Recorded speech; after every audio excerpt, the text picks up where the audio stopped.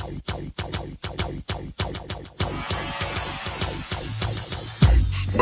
to the Odds Breakers, number one place for shared sharp betting information. Welcome back to podcast 21 of 2026. I'm your host, Kiev O'Neill. You can follow me on Twitter at OBKiev. Follow us at the Odds Breakers. Follow us on social media /the Odds Breakers. This episode is being brought to you by FanDuel Sports, a proud partner with March Madness. If you'd like to support the Odds Breakers and benefit from our premium plays, please visit theoddsbreakers.com, click shop, become a member. Pick any of our winning cappers to get the premium plays before the line moves. You can also support us on patreon.com. If nothing else, please visit the Odds Breakers and become a free Picks and Telegram subscriber. We have a huge show for you today. We got conference tournaments rolling right now. We got big matches of bubble teams coming up this weekend. We got some certainly some seeding questions when it comes to the two seeds. You know, there's some, let's just say some variance there with Iowa State, right? Texas Tech a little bit. They kind of screwed up there against TCU. UConn and Florida. You know, who's going to win over the one seed there? Probably UConn, but Florida's a much better efficient team. You got Illinois and trying to hold on to that spot with Houston. Yeah, man, there's just a lot of huge games this weekend. Obviously, Duke, North Carolina to finish off the regular season is always fun. And we also have some UFC 326 coming up at the end. And no better person to talk about all this wonderful sports than Brian Edwards from Major Wager. Brian, a longtime guest and college basketball, college anything pretty much, betting savant. And I can't wait to talk to him about the SEC, you know, his Gators. His Gators have the chip from last year, and right now they're primed to make a run here, if not go all the way in the NCAA tournament. So I can't wait to talk to Brian. But before that, we have some things to discuss. We have our $500 giveaway. $500 March Madness tournament. Just kind of stay tuned. As soon as the brackets are released, we're going to put this out on Sunday, on Selection Sunday, which will be March 15th. And we're going to get that out immediately. If you have not been in this, we just give away $500. You just fill out a bracket. Take you 2 seconds. You can hit autofill and switch a few things around. And you're in for, you know, obviously the first place, second place, and third place. We're giving away a total of $500 once again here at the Odds Breakers. Our money to kind of give back to you guys. All you got to do is just win the NCAA tournament, right? One seeds, right? Is that what everyone's doing this year? One seeds? Oh, well, we're going to find out. But we also want to remind you that our college basketball packages for March Madness only $100. Just use promo code basketball25. It goes from $200 to $100. So you get all my picks, all of our picks for $100, or at the Odds Breakers for all the month of March. We're extremely good in the month of March. Over the past 3-4 years, we've been extremely profitable. What's great about the month of March is motivation kind of goes out the door. Everyone's motivated. It's all about the metrics. It's all about the matchups, right? And that's where we excel here at the Odds Breakers. Sean Kanaki's been crushing it. I myself have been doing really well. Sniper Wes, all the cappers doing such a great job here. And just want to give whatever we can for value. And otherwise, we're also going to give away free picks on the show like we always do. So, starting with a little trend action, and that's what we like to do. And, you know, this might be the last week of trend action. I might do it next week, but the regular season's coming to the end here, and Stephen F. Austin is now the best ATS team, 22-7. Sam Houston sitting there in second at 19-7. Howard 18-7. Navy 28-1. How about Navy's run lately? Miami, Ohio, unstoppable. One more game to get through against rival Ohio. 19-8. They got to play the Bobcats here. That's going to be fun. Eastern Michigan 20-9. Another MAC team. Look at these MAC teams here in the top. Fresno State covering at 20-9. West Georgia 20-9. Portland State 17-8-1, and they're at the top for a while, but they've floundered. And talking about big names, you got Arkansas sitting there at 20-10. Arizona State somehow just keeps covering at 19-10-1. Man, Arizona State sneaky cover team, but DePaul sneaky cover team 18-10-2. St. Mary's 19-11, Green Bay 19-11, St. Louis 17-10-2. Let's go to some more names. You have Duke 18-12. It's funny to see Duke such a great covering team this year. I guess losing Cooper Flagg wasn't that big of a deal. Washington 18-12, Illinois 18-12, Kansas 18-12, Seton Hall 18-12, Villanova 18-12. A lot of big names right there. Let's go to the fade teams then. The ones that have been hemorrhaging money. Kansas City finishes out their regular season, the whole season actually. 17.9% is one of the lowest I've ever seen. 5 for 23. 5 covers, 23 non-covers. Holy cow. If we were just betting against them the whole year, yeah. Of course, you say that every single year when you do these. Florida Gulf Coast, 8-21-1. Ryder, 7-18-3. Delaware State, 7-16. Air Force, 9-20-1. Drake, 9 for 20. Some bigger names. Mississippi State, garbage, 10-20. 33%. Loyola Chicago, 10-20. UConn, still a terrible covering team at 11-19. They're weird. Marshall, 10-19-1 is bad. Marquette, 11-18-1. And Georgetown, 11-18. Oregon, terrible year for Oregon, 11-19. So that's kind of your worst covering teams. Throw BYU in there at 12-18. What the hell, BYU? But those are your worst covering teams. And going for the totals here, and up top is that team that just can't figure out is Denver. Their pace doesn't really show it, but man, have they really went towards the over. 27-1 at 74.1%. Xavier 22-8. Nancy Greensboro 21-8. Notre Dame 21-9. New Mexico 20-9. Louisiana Monroe 20-9. High Point 19-9-0. Some bigger names. Ole Miss 20-10. Ole Miss the tournament. St. Bonaventure 19-10. Bellarmine 19-10. Let's go to, remember Queens last year? Man, they suck at defense. 19-11. What else we got? Samford 17-11-1 to the over. Wisconsin 18-12. Belmont 18-12. Some big overs teams. Auburn 18-12. So those some of the bigger names. Rutgers 17-12. And SMU I missed at 18-11-1. So those are your big overs teams. Going to the unders here. Fordham screwed me yesterday. Them and I think it was LaSalle. They went to like 80 points apiece. 132 was the total we went under, and it went up to like 160 the score. It's like what? Now Penn is your biggest unders team at 6-18-1, 75% against spread. 75% to the under. 7-20 for Fordham now. Delaware State is 6-17. UT Arlington 7-19. Eastern Michigan 8 for 21. Canisius 8 for 21.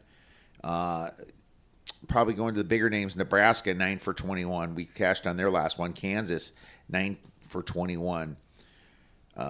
Bigger names. Gonzaga 10 for 21. Bowling Green 9 for 18. So those are your big unders teams. Cincinnati 11-19. They play fast but don't score. Virginia 11 for 19.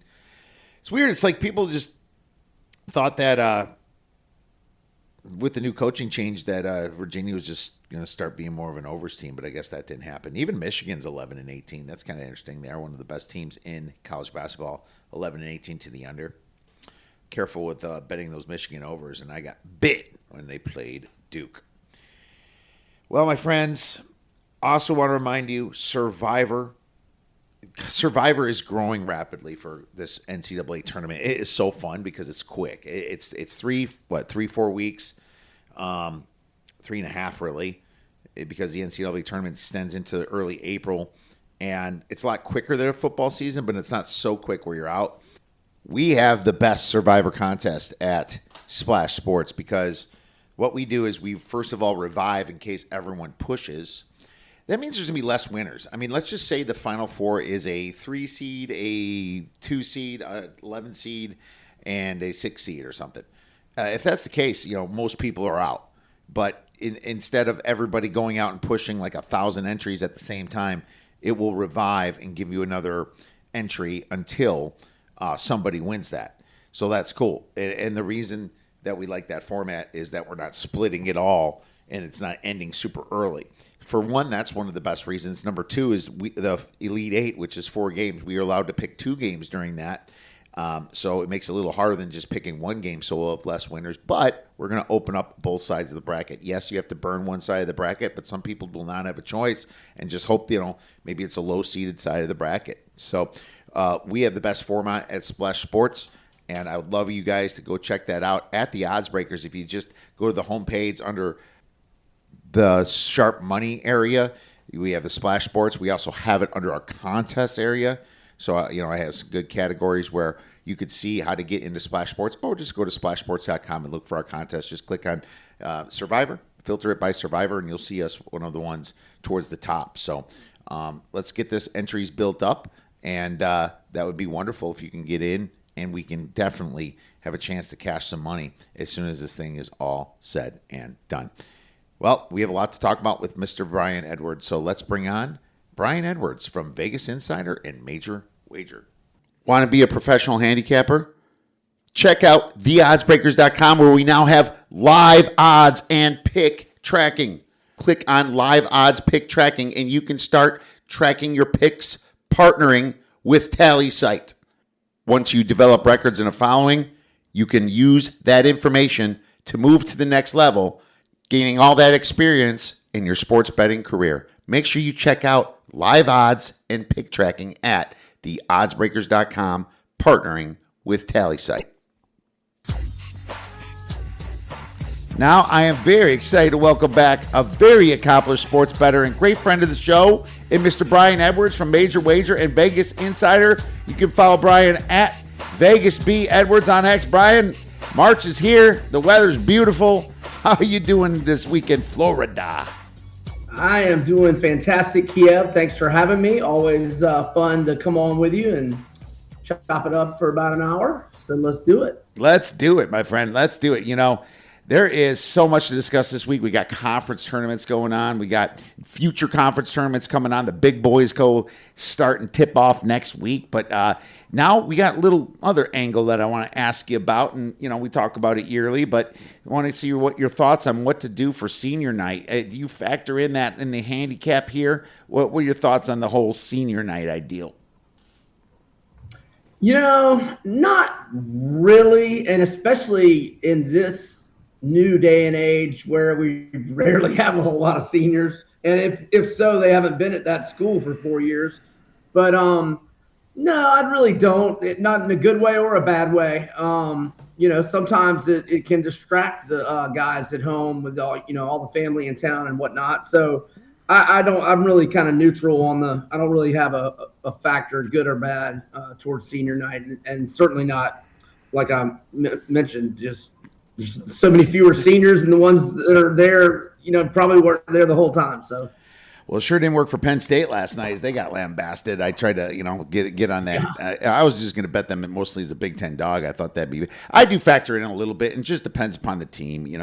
Penn State's more borderline, but if it's a team that's kind of been together for a while, I think you get a little extra oomph there. Maybe a point and a half to the line is what you kind of think that situation. But you're right, it has been overblown because of all the transfers, and most of your seniors might have not even spent most of their undergrad there. Hell, they might not even be. They might be done with their undergrad. They might just be kind of taking some master classes, is what we're seeing. So it's kind of like a a weird situation. But I do factor it in still a little bit to these handicaps. But what's really important is your Gators, dude. Wow. They really woken up a little bit, my friend, since January. And, you lost a lot of guys last year. Some of your best dudes, some of those guards that helped you carry the torch here. At the end of a lot of those games where we were biting our nails and, guys like Walter Clayton came through for you. Elijah Martin, a couple big names not here this year, but yet your front court is amazing at Florida. So my question to you is this SEC tournament that's starting next week, you know that Florida is going to be the favorite. Do you see anybody having a chance to snag that from them? I do not. I think Florida, and I've got a bunch of great stats on them, and I'll share those when we talk about Florida at Kentucky on Saturday. But I don't think anybody in the SEC has anything for them at all. I mean, you would say that Arkansas and Alabama are probably the second and third best teams, or Tennessee might have something to say about that if Amit's ankle is okay, and I guess we'll find out more on that this weekend. And actually, if I were Rick Barnes, it's a high ankle sprain. I would probably just rest him, certainly through this weekend anyway. But those teams, Florida just absolutely destroyed those teams that are the next best teams in the conference. Now, they actually got all three of those teams in Gainesville, so maybe that's not, totally fair. But, they just beat Arkansas by, 34. They beat Alabama by 23 at home, but it was a lot worse at one point. Alabama hit some threes down the stretch, which hooked me up with the over, so I was excited about it. And let's see. I mean, really there's really only been 3 games. There's literally been only 3 games in SEC play where Florida didn't win by at least 13 points. It was a 4-point win, 4. They won by 9 at home to Kentucky, by 4 at Vanderbilt. They lost outright to Auburn and Missouri. Other than that, every other SEC game, they've won by 13 or more. I don't know how they keep doing it every single year, man. But this coach over here is legit, and Todd Golden, and it's fun to see him play coach over there. He reminds me a little bit. It's funny. He reminds me of Hurley a little bit over at UConn a little bit. He's got a big personality. That's always a good thing. He's coming in with a lot of confidence with this team, and he's really got them motivated again. And man, there's just looking how good this guy is at coach is really interesting to watch. And Florida, it's Florida and the rest of the field. And I mean, Florida's not. When this number comes out, if there's a plus next to them, I'm probably going to be on them. I agree with SEC? you. Yeah, if there's a plus next to them when that conference number comes out, even a money line rollover wouldn't be that great with them. I just see that they're really legit. Yeah, I think so too. And look, they lost to Arizona by 6 on a neutral. They lost to Duke by 1 at Cameron. Duke hit a 3 when they were down 2 with I want to say 7 or 8 seconds left. They lost by 4 to UConn at MSG, and they lost by 2 at Missouri. But the previous games I mentioned, Arizona, Duke, and UConn, that was when Xavier Lee and Boogie Flan were struggling mightily. I mean, big time struggles, especially shooting the ball. And now not only are they not struggling, but they're both thriving right now. And then the emergence of Zay Brown, the true sophomore, who's the 8th guy off the bench. But looking at Xavier Lee here in recent form, all right, 19 points, 6 assists, 1 turnover, 7 of 12 from the field, 2 of 5 from 3 just the other night against Mississippi State. The game before that, Arkansas, 13 points, 7 assists. He had 6 of 10 from the field. And then the Texas game, 12 points, 7 assists, 4 of 6 from the field. Game before that, 4 of 8 from the field. Game before that, 4 of 7. Oh, my gosh. So he shot at least 50% from the field in 7 games in a row. So that shows how much better he is playing right now. And those guys they were playing horrible back in non-conference. Yeah, they were, and Zay Brown's been your 3-point guy, and it's weird if you guys miss a 3-pointer, you're cleaning up the board anyway, and that's what's running these points up so high, in your games. And you're number 2 in rebounding on percentage wise on KenPom. I would argue you're number 1 really, and you clean them up on defense too, and that's the key thing for Florida here. NCAA tournament, it's going to be interesting. I would be. Yeah, I guess if there's a really good 3-point shooting team, I might be a little concerned, but your defense has really stepped it up too. You're guarding the three better and better too. So yeah, I got Florida by a landslide to win the SEC tournament. Do you have any other conference tournament futures going right now? Well, of the odds that I've seen, and I haven't seen any for any major conferences, I was hoping Troy would have a bigger number next to that plus for the Sun Belt tournament, but I saw plus 145 at FanDuel. I didn't look around any further because that just wasn't doing it for me. I mean, I think you're going to win it, but I mean, if you're not getting any better odds than that, I don't know that it's worth the play. Yeah, I'm doing a money line rollover on James Madison there, and I'm on round 2 of that. So I rolled it over this morning when my alarm went off to do that, and I also took them at 45-1. But the way that tournament is, when it's just got one side going all the way and the bottom side going all the way, because they reward the top seeds. It really builds up, and I think I'm doing an experiment here. I'm hoping James Madison wins so I can show the experiment, but. It's fun. It's fun to do right now, and they're down to 16-1 after getting by that first round. So, real interesting on that. They're only a slight favorite against Southern Miss today, so it's. I'll be crossing my fingers for that. But I did take Eastern Washington today. I took them this morning. What I like to do is check on Bart Torvik, and I do an efficiency rating from February 1st on, and kind of just to see who's the hottest team, and they're number 70. In the Big Sky, and nobody else is too close to them. So, I mean, Northern Colorado's okay over there.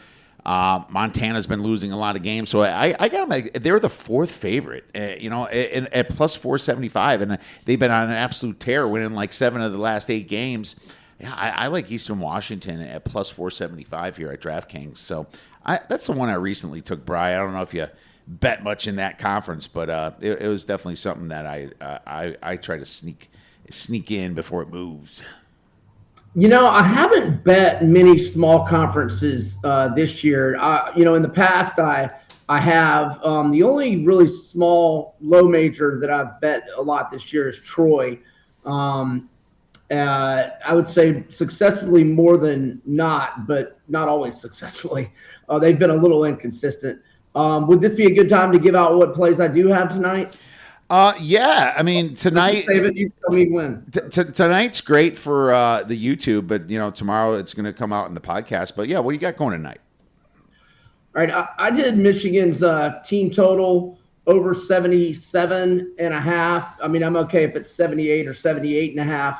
They've scored at least 81 23 times this year. They're ranked 11th nationally in scoring, 89.0 points per game, 8th in field goal percentage, 51%.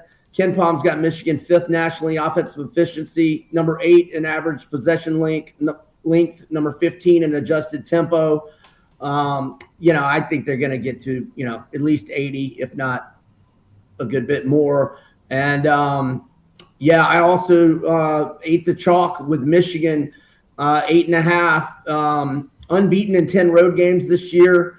They've won 7 straight Big Ten road games by double-digit margins.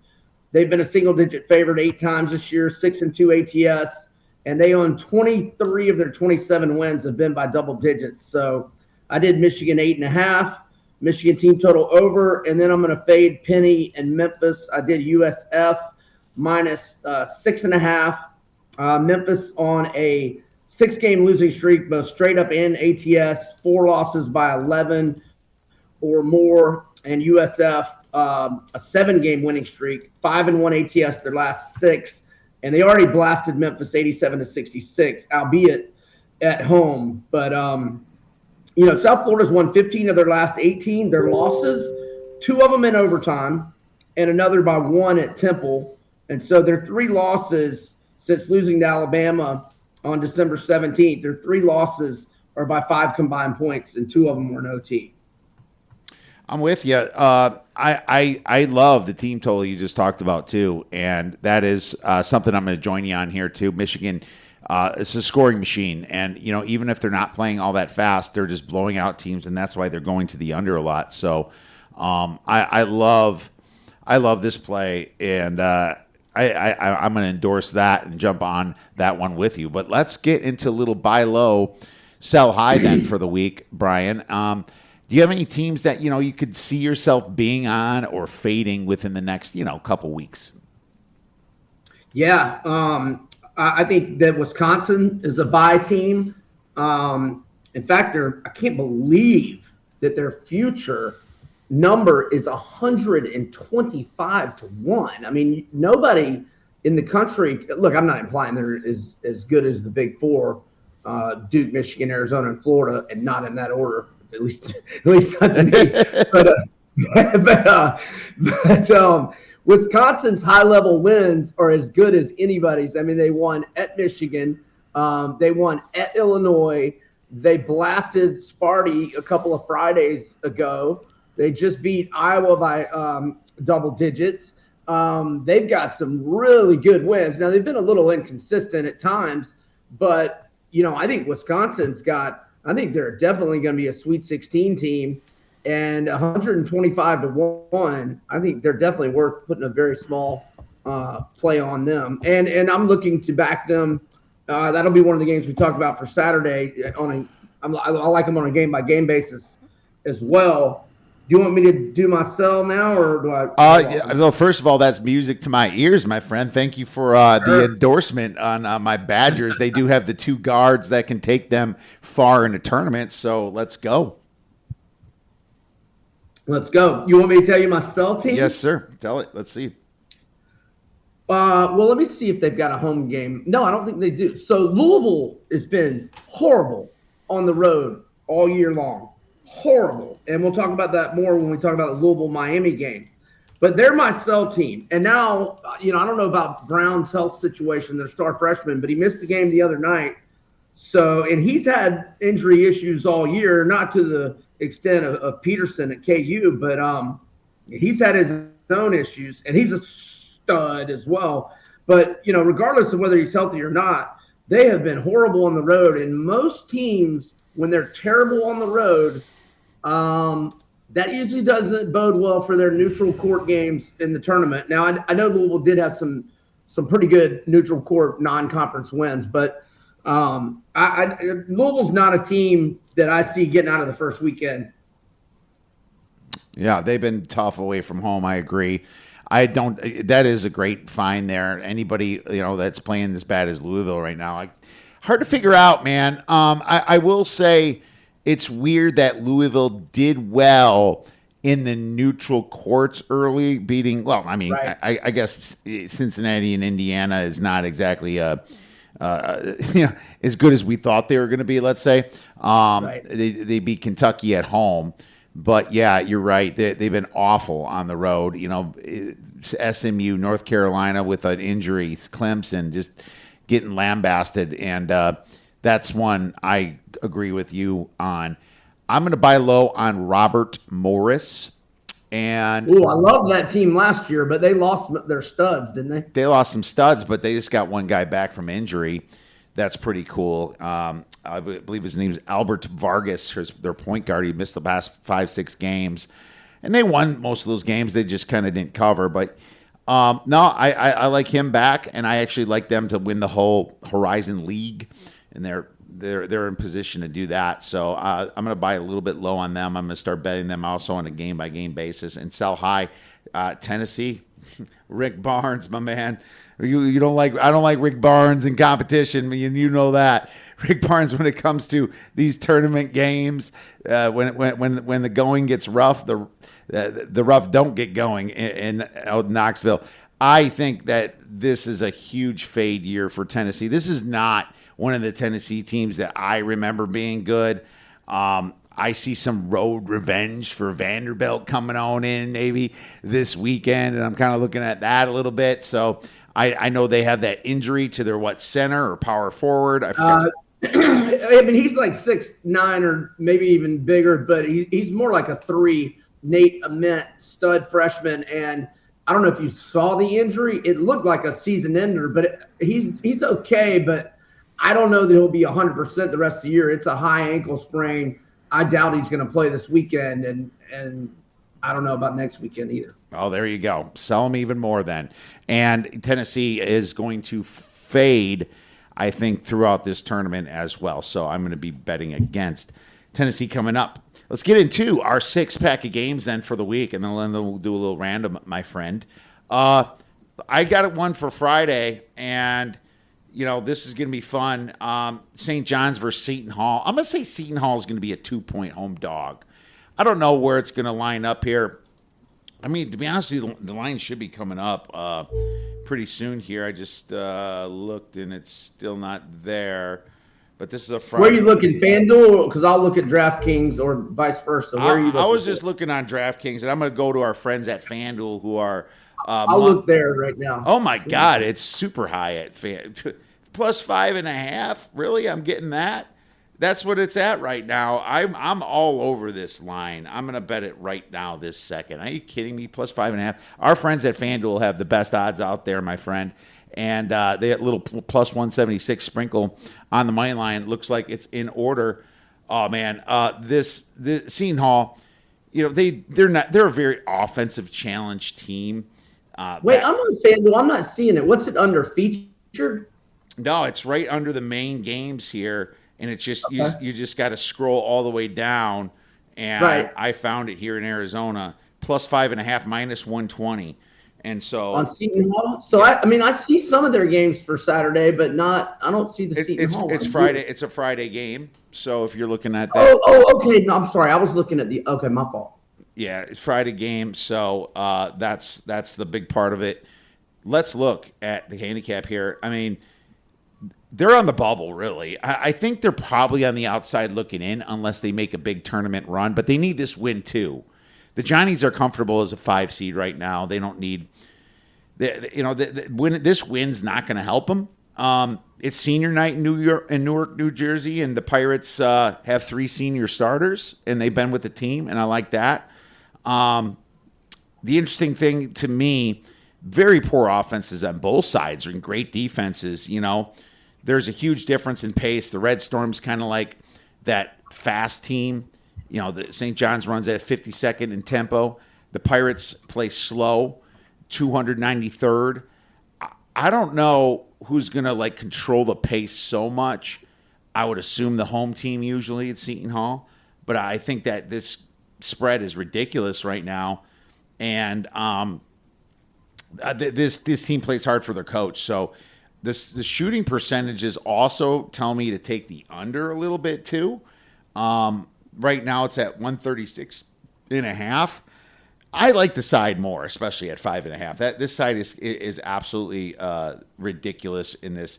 Both teams not shooting great. St. John's kind of coming off a pretty big revenge win. It's like they lose really bad to UConn. They come out and beat Villanova.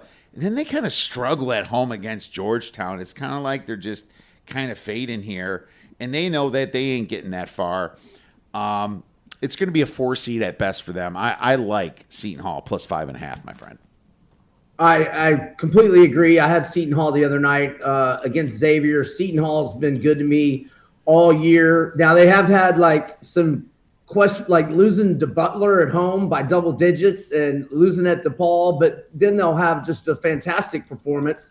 And look, Shaheen Holloway's done a fantastic job with this team. They have the lowest NIL in the Big East by far, and it's not even close. And they had that nice run out in Maui, got my attention there because I was reading in my magazines all about the low NIL, and then I knew Will Wade had gotten a lot of players, so I took NC State against Seton Hall out in Hawaii, and Seton Hall kicked their ass the whole game, won by double digits. And NC State, I was laying 7 or 8 points in that game, and they got my attention there. I took them the next day against USC as a dog, and then I've kind of regularly bet them, especially in underdog situations. So I love the play. I'm with you. They should have won at UConn last week, but Caravan had a fantastic senior night and kind of carried them to victory and took over at crunch time. But Seton Hall,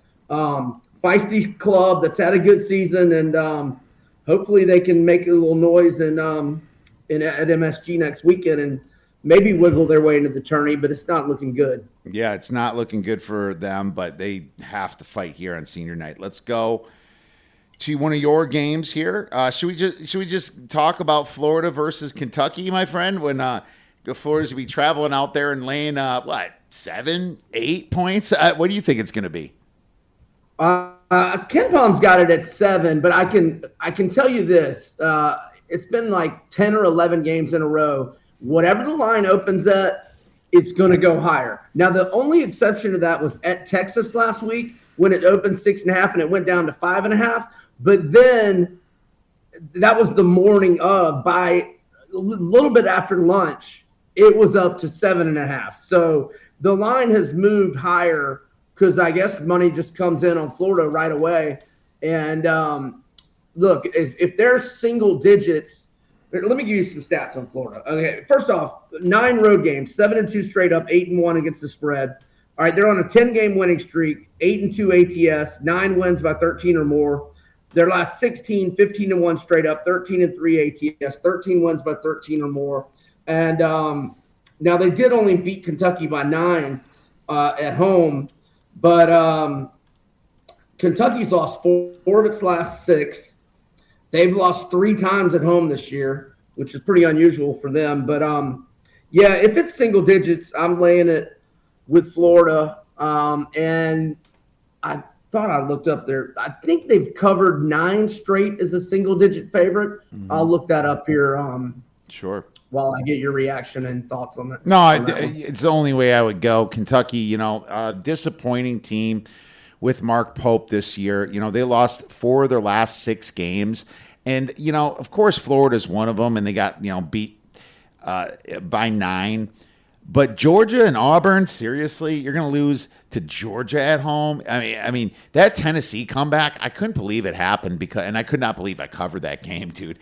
I mean, Tennessee was beating them the whole day on February 7th, and I'm like, I'm screwed. And somehow they get the gumption and come back. Little zebra help always is nice at home as well. But you're losing to Georgia and Auburn. Auburn shouldn't even be in the discussion here. Now, they did beat Vandy, and Vandy's an up-and-down team, and Vandy just has no front court, and that's what worries me about Vandy coming into the bigger tournaments themselves. Vandy does not rebound nearly as well as you need to win big tournaments. But, they go to Texas A&M, and they lose. I don't think this is a good Texas A&M team. It's Bucky McMillan's first year, but he's not that good. There's no freaking way in hell I would bet Kentucky, but I will say that I might bet a Florida team total over as well. I'm never against that. And I looked up that stat. Florida has covered 9 in a row as a single-digit favorite. So if it's single digits, I'll be Florida. But the Ken Palm had Florida's team total, or they had them winning the game 81-74. So yeah. I would definitely be on Florida's team total over 81. I mean, they scored 108 the other night, 111 last Saturday, 84 at Texas, 94 at Ole Miss. They've gotten to at least 81. Let's see, 9 of the last 10. Yeah. Actually, they've gotten all the way to 84 in 9 of their last 10. I love it. No, I'm with you on that one for sure, man. Let's look at Florida easily on the team total. And for Brian, he wants the cover here. So, like we said, we talked about the Gators a lot, and they deserve it with the way they've just been lambasting the SEC. Let's move into the next game. And I got one for you. I'm going to go Arkansas, Missouri. Now, what's funny is that I thought I saw a line for that at FanDuel. Did you see it? Yeah, I did. Plus 3.5, minus 120. I probably have to jump on that too. God dang it! I'm not a big fan of always laying 120, dude. But I wrote it last, man. I wrote this at plus 3. It's not as far off as this Seton Hall one. I wrote plus 2 at Seton Hall, so I'm like, I had to put a bigger bet on that one. But let's do it. Let's do it. Let's take Missouri here. It's a different kind of game, but similar handicap as what I mentioned before with St. John's and Seton Hall. It's senior night again, and The Tigers, they're like looking at a 10 seed right now, 11 seed, but dude, they don't have a margin of error here. There's could be some bid stealers here if Akron wins the MAC, and they're going to have to throw Miami, Ohio in. There's a couple other ones out there as bid stealers. Probably not out in the Mountain West, but there's a couple other conferences out there. Santa Clara could be a bid stealer if they win. And, there's a few possibilities out there. But Missouri shoots a massive 58.1 effective field goal percent at home. Arkansas down to 53% on the road. John Calipari, he's an easy coach to figure out. His pick and roll, kick it out for three crap. Dude, I'm so sick of it. It's all he does. It's like you wonder what this guy does at home. It's not like he's drawing out plays or nothing. I mean, he's not doing X's and O's in the dirt with his kids out the driveway. That's for sure. That's for damn sure, dude. He's retired.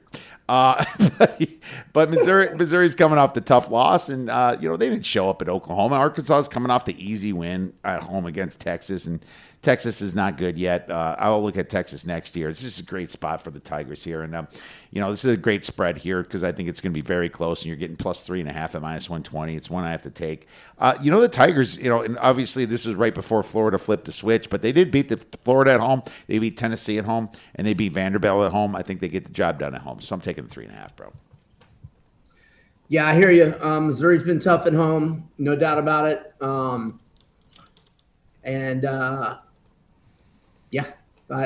don't know that I'll be on that game, so I'm not like giving it the strong endorsement like I did Seton Hall. I just don't know if I'm going to be on that one either way. All right, fair enough.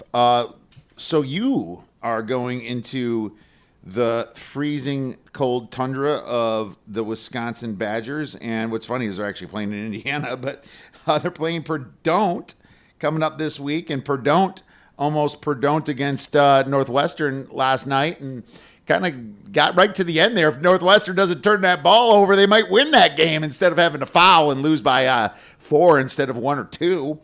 So, it tickled me pink when you picked the Badgers Purdue. So I'm really excited to hear, what you think about this one. I have to say that Purdue is going to be laying 9. I mean, that's how it is at Mackey. They lay a lot of freaking points there. So you think the Wisconsin's got a chance here? And is there a total involved as well? No total for me. I'm in Purdue a 4.5-point favorite. I'm seeing Ken Palm's got it at 8. I hope you're right. I hope it's 9. I will get a little bit of the money line, but mostly Wisconsin plus the 8 or 9 or whatever it is. This is just – I love how Wisconsin's playing, and I hate how Purdue's playing. So first on the Wisconsin side of things, actually let's do a little historical. What their last 3 trips to Mackey, 2-1 straight up, 3-0 against the spread. Yes, sir. They also have the revenge angle here because Purdue went into Wisconsin earlier in the year and put it on them pretty good. But Purdue was playing a lot better at that point, and Wisconsin's gained a lot of confidence since then with some just fantastic wins that I mentioned earlier at Michigan, at Illinois, and putting it on Sparty a couple of Fridays ago. Right now, Wisconsin 12-4 straight up. Their last 16, 11-5 ATS. Their last 5 as an underdog, 4-1 ATS with 3 outright wins, and they are 5-4 straight up, 6-3 ATS on the road for the season. Now you look at Purdue. Haven't been good at covering at home all year. They're only 5-11 against the spread in West Lafayette, and they've lost outright 4 times. And in their last 5 games, regardless of venue, 2-3 straight up, 1-4 against the spread. And in their last 12 outright, they are only 6-6 straight up. In their last 16, they're mired in a 4-12 ATS slump. So I think Wisconsin's got a great chance to win outright. I will have a strong play on them plus the points and a little smaller play on the money line. Oh, I love this music to my ears, my friend.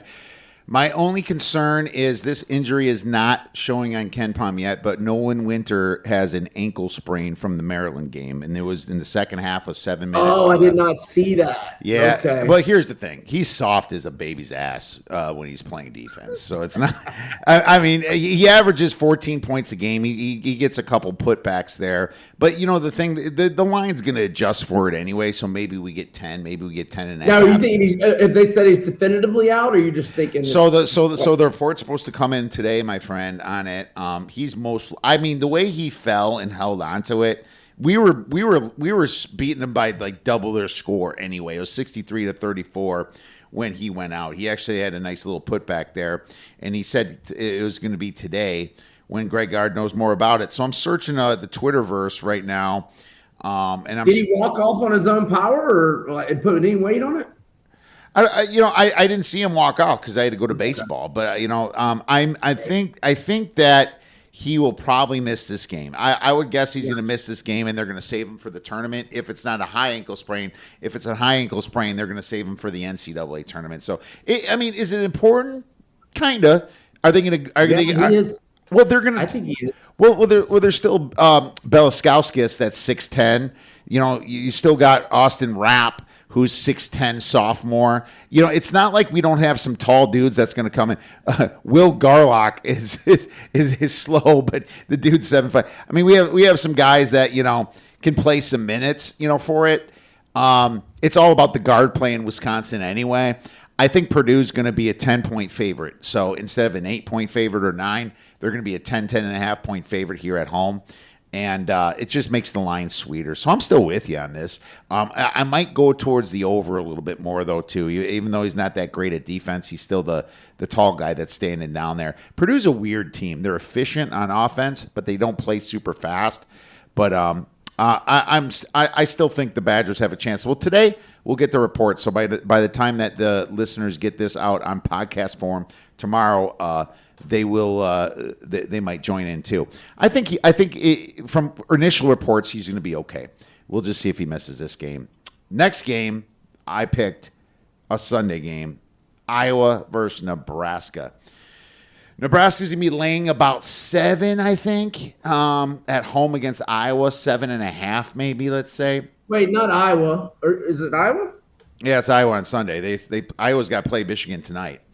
And that's oh, okay. I was like, weren't we just talking about Iowa? They've got to turn around and play Michigan that quick? They sure. Or, I'm sorry, they play Michigan, and I'm sorry. My apologies. I should have never interrupted you. All good. It's a 2-day turnaround, but it's not like it's not better like a 3-day turnaround. But that's another reason that you can just stack onto this why I like Nebraska here. They had a rough game on Tuesday at they did. At UCLA, but that's not Nebraska the way they play. They've been playing some great ball this year, and they had some hiccups where a couple guys were hurt, like Frager was hurt for a while, a role player, Jared Garcia was hurt for a little while, but they're fine. And this is kind of that spot where it's the second match. It's a revenge spot. Nebraska fighting for the 4 seed. They're fighting for the 4 seed in the Big Ten tournament, actually, because they can get it. If I believe Wisconsin beats Purdue, I think Nebraska will jump them. I have to relook at the standings, but Nebraska is still in the hunt for a 4 seed here. Iowa coming off this Michigan game, and I don't know what's going to happen tonight. I expect they get blasted, but it's still a tough spot to play after you play Michigan. The Cornhuskers have just an amazing season this year. I mean, I was shocked to see how good they've been this year under Fred Hoiberg, and fantastic. Yeah, absolutely. Hoiberg, I believe, coached Iowa State. Then he coached the Bulls, I want to say. Yep. Yeah. Yep. He went and coached the Bulls and then failed there. But this is his 7th year in Nebraska, and he's actually doing a dang good job. Iowa on the road, they're only 349th in home road splits on Haslametrics. That's one of the worst bottom 3% in the nation in home road splits. Revenge spot, like I said. I also like the under. I think that they're going to open this at 135, and you better grab the under. The last game only went to 109 points, 57-52. Neither team rebounds on offense at all. They rebound on defense. They both rank 184th or worse in offensive rebounding. Iowa's slow, 357th in average possession length. Nebraska ranks 218th in tempo, but they're 7th in the nation on defense. That's why I like the under and the side, to be honest with you. I'm going to put more on the under 135, and I'm going to put a half of the size a bet on Nebraska -7.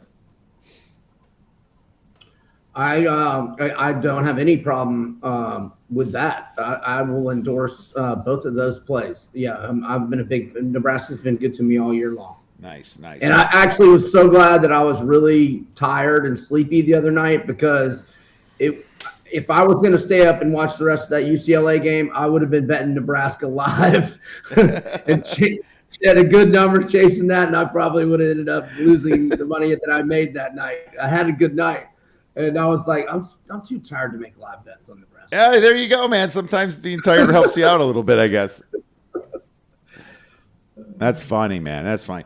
All right, well, we have another game. I think you might have picked Louisville here, right? To play Miami. Yeah, Louisville at Miami. And like I mentioned earlier, Louisville's road struggles, 3-7 straight up, 2-8 against the spread. They're just not very good on the road. We don't know about Brown's health. He's I think their best player. Missed the last game. And Miami, so I was looking at KenPom. KenPom's got Louisville favored by 1. I would lay points with Miami. I would probably lay up to at least 3, maybe even 4. But I hope they're an underdog. That would be fantastic. Miami's 15-2 straight up at home. And, again, Louisville's terrible on the road. And Miami has won 3 in a row. And they are 7-1 in their last 8. Their only loss since the start of February was by 3 at UVA. No shame in that one. They've taken out North Carolina since then. They won at NC State. They won by double digits at FSU. FSU is playing good ball the last month or so, and FSU had won 15 out of 16 in the head-to-head rivalry. And then they won at SMU. Now I know SMU was without BJ Edwards last night. Was that last night? Yeah. But they still won at SMU by 8. That's impressive. So I'm real bullish on Miami against Louisville on Saturday. Oh, dude, I am completely with you on this. Not much disagreement today. I think the last time you were on, we did, but there is no disagreement so far anyway. Miami has just been red hot lately. And, I mean, losing to Virginia by 3 points, there's nothing to shake your head at, man. Virginia's a fantastic team. And Miami, God, just coming out of nowhere, and they're playing great defense, I've noticed lately. It's like the best Miami defense I've seen in years. I mean, dude, they ranked 339th in adjusted defensive efficiency last year.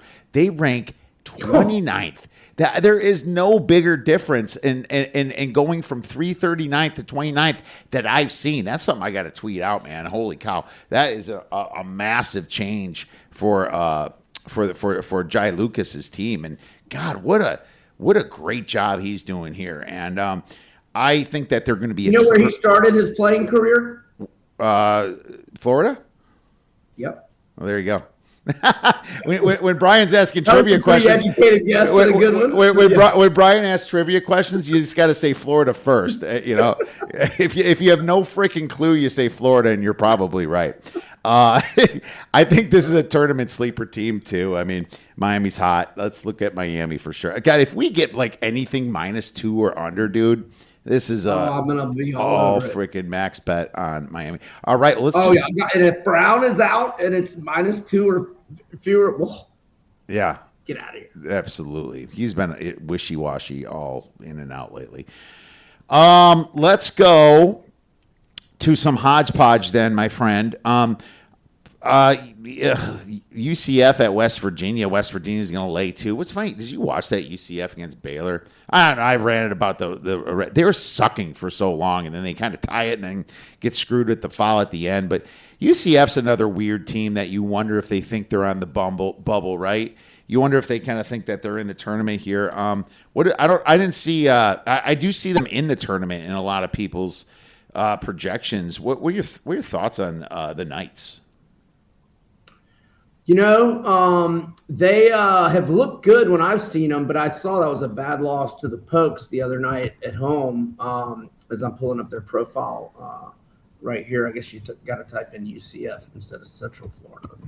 I'm used to doing that. It depends what site you go to, which makes it super annoying. Right. Well, I know the game that I was talking about. I was impressed by them recently. Was when they went at BYU.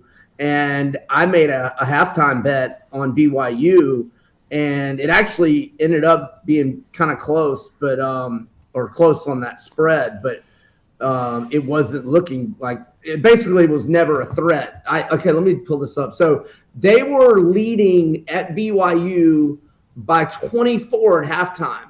So I'm trying to think. So I think I laid like 12 and a half. With BYU in the second half, so I think that was 11 and a half adjusted, and BYU was still trailing by 20 plus the whole second half till like the last 2 minutes. They made some threes and only lost by 13, but it was not that close, and that kind of ruined my night because I had a good night and I saw it was a late game, and I'm like, oh my gosh, this is more than 20 points of value from the original line. I've got to take this. You weren't Budweiser betting at that point, were you? I think I was at the bar. You know why? Because I was getting my carpet taken out and my hardwood floors going in, and so my place was a wreck, and so I couldn't watch games in my house. It was a wreck here, and so I had to go out. Yeah, I would never be out drinking beers on a Tuesday, but I was that night. I know this, so it was a little bit off kilt, but hey, man, as long as you had a good day to get into that, at least you got to remember, as long as you're plus money in that day, that's pretty cool. How about Duke, North Carolina? Dude, Duke's gonna be laying like 13 against this team. Now it's like. What I'm looking at, their last loss, their only conference loss, North Carolina away, and that was that last freaking second shot. I was at North Carolina that day. That was fun. But do I have the balls to bet North Carolina again with no Caleb Wilson? I don't. I don't. I don't think I'm betting Duke either, but it would not shock me if KenPom's got it at 16. Oh, my God. I don't think it's going to be 16. I don't think it's going to be 16 either. That's what KenPom's got the projection at. I don't know why it's that high. Holy shit, it is 16 on KenPom. What does Bart Torvik have for this game? I bet FanDuel will have it up soon. I'm going to look now. Duke is they don't have 14.8 on Bart Torvik. So when I said 14, maybe I'm a tad bit light on that. You know what I would do on this game if so KenPom's got it 81 to 65. I would be interested in Duke's team total over. Yeah, maybe at 81. It's funny. This dang Duke team, you figure they're just due for a slip up, and it just hasn't happened. People were betting NC State on Monday and thinking, NC State, at home. Oh, God, they're going to make it close. Shit. The thing was freaking over at halftime, man. Man, NC State's been a weird – Will Wade will get that thing going, but this group he's got this year, they're going to go to the tournament, but they've had some bad performances. Good old SMU's playing at Florida State. The semis have been better lately. It's been really good lately, except for that bad beat last night. My gosh, I didn't see. Did you see it? No. Oh my God, they're laying either anywhere from 1.5 to 2.5. They're up 24 with like 16 minutes left. They're up 7 with like 20 seconds left. Here, I'll tell you all the leads they had because I got it right here in this. Were you on Florida State? Text. Yes, of course I was. Of course I'm on the nose. Betting the evil nose. Look at you. You hate the nose. Yeah, they were up 58-35 with 16:30 left. They were up 71-63 with 45 seconds left. 73-66 with 21 seconds left. This dude Minor for DeMarco Minor for Pitt hit 2 threes in the last 10 seconds. The last one was this running leaner that he had to, a lot of high arc to get it over the defender, and it got nothing but nets. And then they reviewed the clock, and there was 1.3 seconds left, down by one. And so I was hoping FSU would get fouled and make 2 free throws, and I'd still win, but didn't happen. That was a brutal beat. But no, I agree with you that FSU's playing a lot better. But the key to this game is B.J. Edwards going to be back for SMU? Because if not, that's a huge, huge loss. And they didn't have him when they lost last night to who were we just talking about? They play Miami. SMU's been bad, and maybe it's that B.J. Edwards injury. Everyone was saying like, oh, how they're going to be, in the tournament, but they're almost playing themselves off the tournament. He's injured against Cal, and then you lose to Stanford and then Miami. You wonder if the committee is going to factor that in. How messed up is B.J. Edwards? That's the question. No, I think he's going to be back because he was just doubtful yesterday, and then they ruled him out. So I mean, I think that he will return. Maybe not this weekend, but he's definitely not out for the season. So they expect him back at some point. Yeah, I think that could pump up that team. But here's the thing. Florida State has just been – they're not going to get on any bubble, but the SMU better win this freaking game or else they are out of this tournament. FSU, they played SMU very tough. They lost a heartbreaker at SMU earlier in the year. FSU's found themselves as a coach, man. This Luke Locke's guy, this team was getting absolutely destroyed in non-conference games by they lost to Dayton by 30. They lost to A&M in Tampa by 40 plus. They lost to UMass in South Florida. I mean, they were playing so bad. Georgia beat them by 35 in Tallahassee. But now they are playing really good ball, and they've got 4-star commitments from incoming freshmen. And I don't know. I mean, they don't, because of the football situation with Norvell, the NIL situation isn't good, and I don't know that it'll be good next year, but they like this guy, and once they get the NIL situation better, which might not be for a couple of years because of the Norvell contract, but I think this guy can really coach. I'm going to write FSU down. Even if BJ comes back, he could be hindered a little bit, right? That's what I think. Absolutely. No, FSU's got a great chance to win this game. I won't be shocked if they're favored. Okay, I wrote that one down. Indiana. I'm trying to see what Kiev got it at. It's got FSU +2. Is Auburn Bama going to go over 176 points, wherever that total is going to be? I'm never, ever, ever against an over with a Nate Oates team. Ever. Okay, let's see. The first one was 188. Let's see. They've got it. They've got a 177 projection. Yeah, I would probably take over 177. All right. Let's look a little bit more on Sunday. I already talked about Nebraska. Michigan State at Michigan. So Michigan's got the 2-day turnover as well. Michigan State sucks. They're overrated constantly, in my opinion. They have a good. They just don't have enough offense. They don't have enough. They don't. They're on a nice little tear since the Wisconsin loss. Fool's gold. Oh, it is fool's gold. That's why I'm all over it. They beat an overrated Purdue team. They beat Indiana, but no, I would lay it. And they're getting a bye here with Rutgers tonight. I'm not touching that. Rutgers might have given up completely, to be honest with you. And as soon as they're down by 10, they're just throwing in the towel. That's how it is with these teams. But Michigan State at Michigan, everyone's thinking, Michigan State, now you're going to get a little road revenge. No, not going to happen. Michigan, even though they lost LJ Kaysen, they're still super deep. I mean, this team came in deep. It didn't matter. They got guys.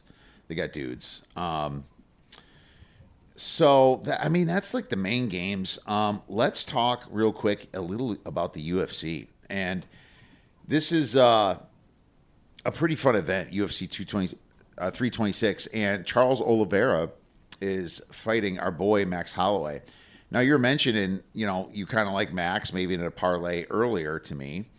I'm going to take Max Holloway inside the distance. As a matter of fact, I bet it this morning at +140.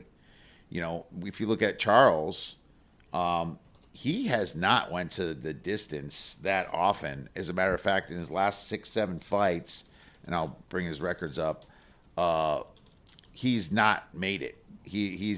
They've all like ended inside the distance. Like, oh, of course, it says verify here. Sorry.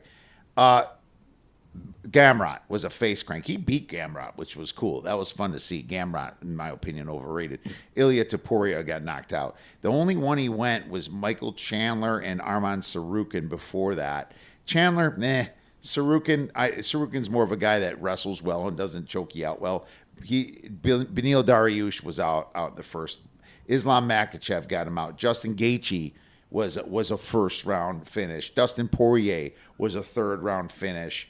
Michael Chandler before that was a second round finish. The dude doesn't do it too often. Now he's got 5 rounds against Max. I think Max might clock him here. I like Max to win the fight, and I hope he finishes him. I'm trying to get to my UFC odds page. Something's messed up about it, but here I'm going to FanDuel. So, okay, Max is minus 225.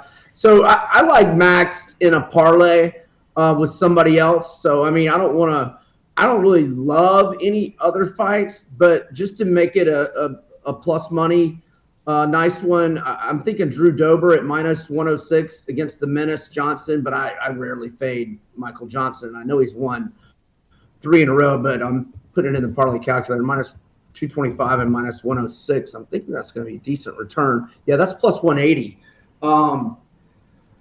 I don't know much about the guy that Cody Garbrandt's fighting, and I love Cody Garbrandt in general, and I loved him when he was coming up. I was betting on him all the time and always inside the distance or by KO, and he was hooking me up. But, something happened to him with those losses to Dillashaw, and his career has just gone downward, and I mean he's just almost an auto fade for me. I hate it because I mean I'll fade him and then I'll literally watch the fight and root for him because I love the guy, but he's just at that point in his career where I just think he's an auto fade. Now I did read his quotes from yesterday, and he sounds like he's in a great place in his life, and I hope that is the case. And again, I'm kind of blindly fading him because I don't know much about the Asian fighter he's going against. But don't you kind of agree that Cody Garbrandt's kind of an auto fade these days? Yeah, he kind of came back for a little bit, but he's the problem. He had those back-to-back wins, but then he's lost the last 2. He got kind of motivated. I think he switched trainers and everything. But the problem, to Vegas. Yeah, but I mean, he's older. He's he's got a lot of. Well, he's only 14-7, but he's he's still the 34-year-old fighter and I think it's Zio Long. I don't even know how to say his name. I haven't seen much of him. I looked at it and he's got a huge significant strike advantage over Cody Garbrandt. He has not fought the competition that Cody Garbrandt has, but it's a situation where I just think the younger kid's going to have the stamina to win. And he's a favorite for the reason, I mean, he's lost his last fight. Yeah, he's the favorite coming in here. It kind of worries me a little bit. It's kind of saying that Cody Garbrandt is kind of toast here with his career.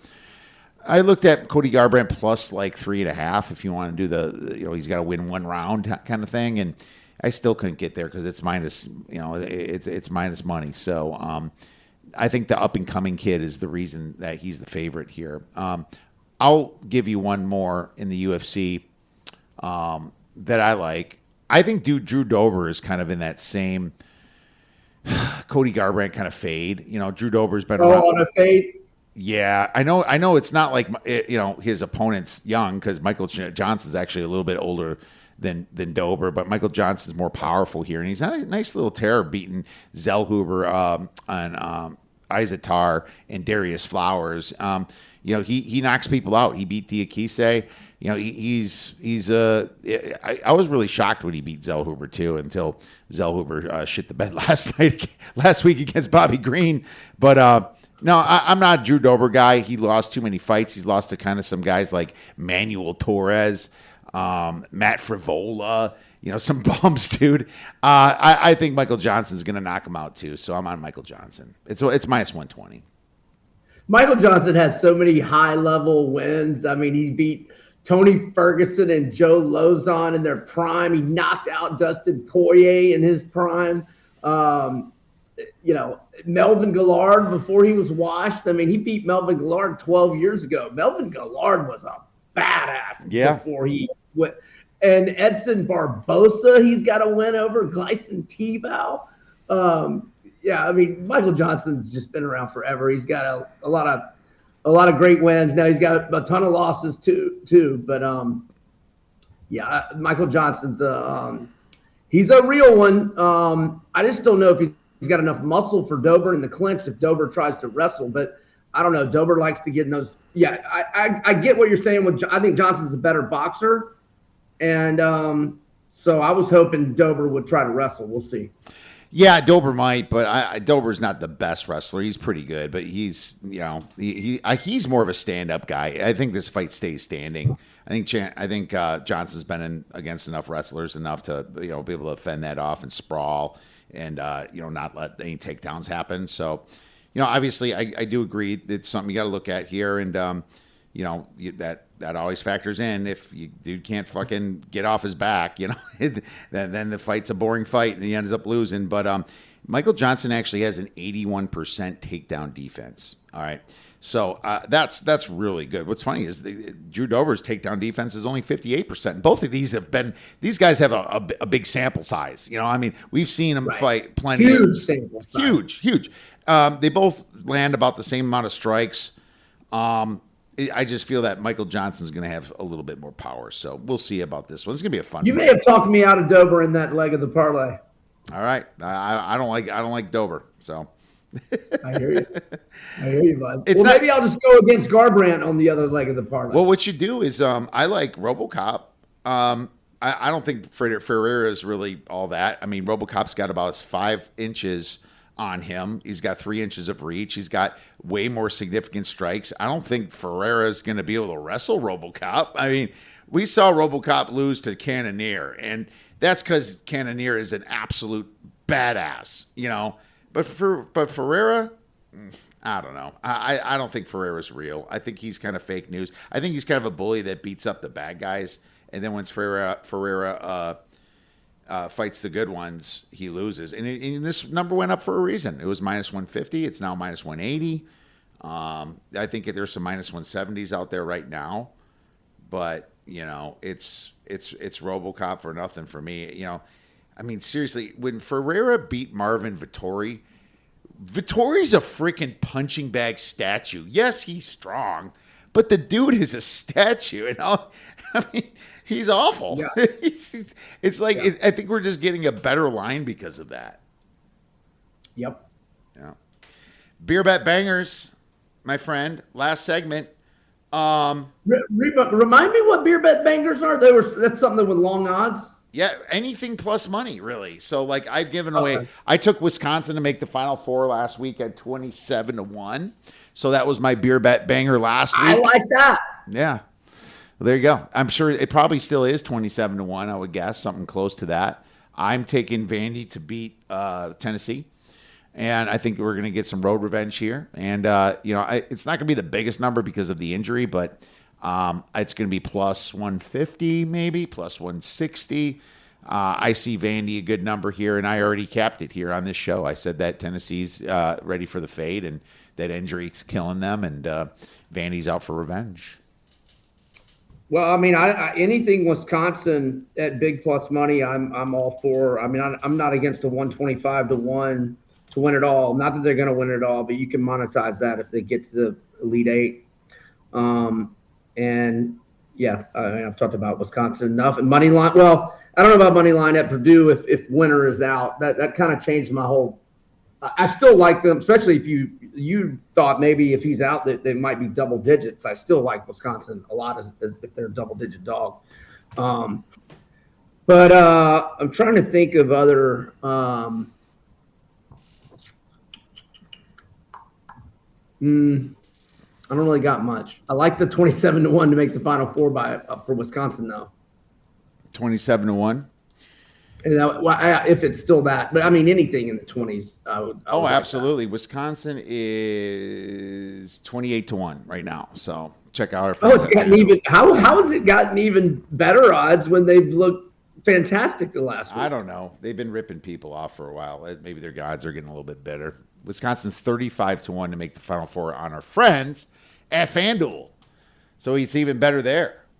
Wow. So check out Wisconsin to make the Final Four at FanDuel Sports, and you'll get your butter bread. There's 3 teams that are minus to make the Final Four: Michigan minus 170, Duke minus 170, and Arizona minus 125, and Florida's plus 140 to make the Final Four. Though. I'm not against that. Of course, Go you're ahead not. and get you some of that. You know, a money line rollover would even do that justice either. I think Florida would be like such big favorites through the Sweet 16 and probably a solid enough favorite in the Elite Eight where you're still, going to be worse than minus 140, plus 140 in the Final Four. I mean, that's the way Florida's been lambasting, smacking, let's call them pimp slapping people, as Brian likes to use. So Let's do it. All right, Brian, with the Wisconsin bet at 35-1, where can our listeners and viewers get your great information? You can find my content at majorwager.com. My picks are available on Vegas Insider. You can check out my video podcast stuff at Southeastern 16's YouTube channel, where we've got a lot of other sharp basketball guys, Jay Greason, Blake Lavelle, Max Barr. So, yeah, subscribe to the YouTube channel for Southeastern 16. And you follow me on Twitter at Vegas B Edwards. Kiev, man, always fun coming on. We're on the same page a lot this weekend, so hopefully we're going to do well. If you win, I win, Brian. So best of luck to you on your plays. We'll be texting. Thanks, buddy. All right. Now to talk a little UFC 326. And Brian and I touched on it pretty well, especially the main card. Obviously, you know that I like Holloway to take Oliveira out. 5 rounds you have. Don't get me wrong. I mean, Oliveira, it wouldn't shock me if he chokes out Holloway. It sure wouldn't. He's an absolute beast and a legend in the sport itself. But I don't know. I just think that Holloway's the better stand-up fighter. I feel like Charles is going to get desperate towards the end. I don't think this is going to happen in the first, second, or most likely not the third round. I think this is going to get to, the 4th or 5th round even, and that's when it gets a little dicey if that bet's going to hit. But plus 140 when Holloway's like almost minus 200, I think there's a little bit of value there, and that's what I'm looking for here because Holloway's just been in there so long, and he knows how to take people out. He's taken out the Korean Zombie, Justin Gaethje. He knocked out Gaethje. Of course, that was the last 10 seconds. That was an amazing finish. He also finished Jose Aldo. There's a while, actually, he did go through a stretch without taking someone out. But, I mean, these were like Yair Rodriguez, Alexander Volkanovski 3 times, So, I mean, you have to understand that. Yeah, I think that there's a chance that Charles kind of makes a mistake here, being that Charles really has nothing to lose. 36-11, lots of ring wear on Charles. Don't get me wrong, Charles is still a badass. I just think that he gets caught by Max Holloway here and runs out of gas. All right, so going down the fight card here, you have Caio Borralho against Reinier de Ridder. And Caio is a favorite here of minus 270. It's a pretty big favorite. This has kind of been going up and up. De Ridder's weird. He was fighting pretty good for a while. He did take out Robert Whittaker. He won the split decision. He took out Bo Nickel. Kevin Holland. He's just a big bully.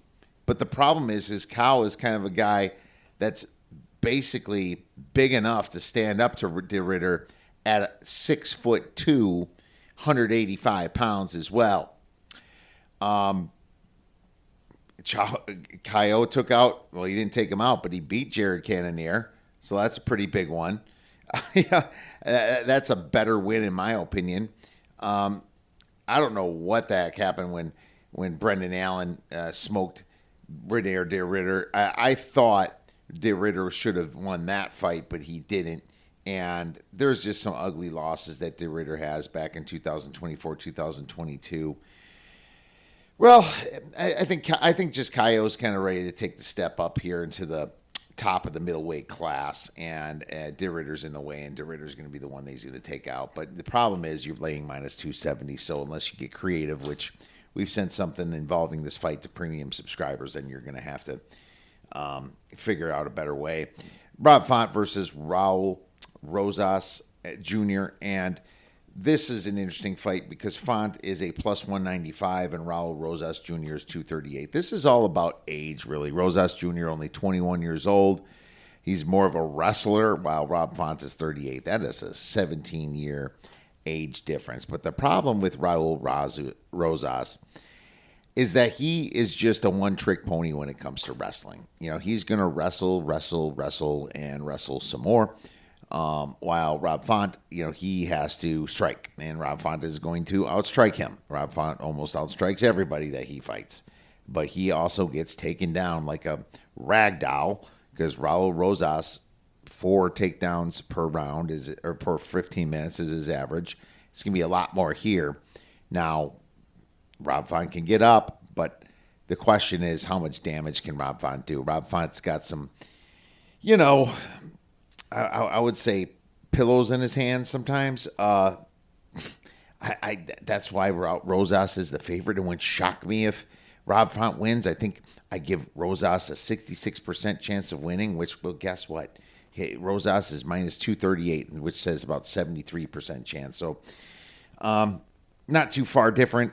I'm a lean Rob Font. If this passes 205, passes plus 210, that's when you would want to take Rob Font. Being that I think he has a 33% chance of beating Rosas, because Rosas in Las Vegas, they look more for damage than wrestling, so that's one thing going against him as well. I already talked about Drew Dober versus Michael Johnson. I think Michael Johnson's the more power puncher, and he's going to get Dober. I do like Drew Dober, but Johnson is just very, very experienced into that, and I don't think Dober's going to be able to wrestle him. And then finally, RoboCop Rodriguez versus Bruno Ferreira. RoboCop, perfect parlay piece at the minus 170, minus 180. Bruno Ferreira, like I kind of said before, kind of got lucky from what I see. And the Marvin Vettori, I'm not going to give him much for winning that fight. I do give him a little bit for submitting Armen Petrosyan. Petrosyan was on a roll for a little while, and then he's lost 4 of his last 5 fights. Jeez. Yeah, Petrosyan's kind of been leaking money a little bit, but I guess that makes that win a little bit worse, a little bit less oomph on that, right? So, yeah, I'm going with RoboCop here. I think he takes care of business. There's no really big wins from Bruno Ferreira that I can credit with, that much confidence. So, there you have it. Probably the favorite here as well with RoboCop. There's a few other fights that we have premium plays on in this card. If you are interested in becoming a member, feel free to check us out at theoddsbreakers.com. To recap our basketball plays, we are going with Seton Hall plus 5.5. We just gave that out with Brian. Missouri plus 3.5. It's out there right now. And we are going with Nebraska minus 7 and Nebraska the under 135. And I'm going with Miami. Pick them. I'll lay out up to 2 with Miami, no problem, in this situation against a pretty overrated Louisville team. So I'm with Brian on that one. My friends, thank you so much for listening to this podcast. If you have any questions for us, feel free to tweet us at the Oddsbreakers. Emails at info@theoddsbreakers.com. Have a wonderful weekend and go get some winners.